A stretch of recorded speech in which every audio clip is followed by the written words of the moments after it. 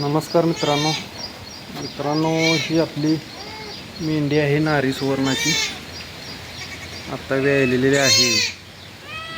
तर तुम्ही बघा, आपण डार्पर क्रॉस केला आहे तरी देखील तुम्हाला आता ह्या पॅचवरनं समजेल 4 पिल्लं झालेले आहेत.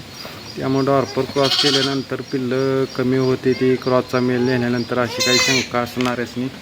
त्यासाठी हा व्हिडिओ आहे. शंका वगैरे काय नाही, फक्त आपला जो मेल आहे तुम्ही जर क्रॉसचा नेला तर अशी क्वालिटीची पिल्लं पडत आहेत.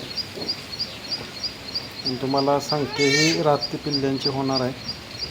पिल्लं बघा, क्वालिटी त्यांची मोठी किती आहेत. पिल्लं 4 पिल्लं होऊन देखील ही जी आपली नारी सुवर्ण आहे तिला डॉर्पर क्रॉस केल्यानंतर ही पिल्लं झालेली आहेत. ही 3 आहेत.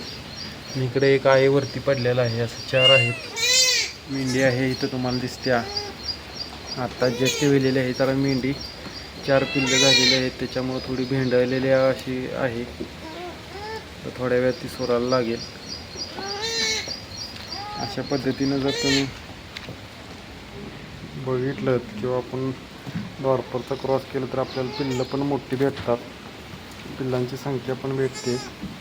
महत्त्वाची क्वालिटी बघा, नारे असून देखील पॅच वगैरे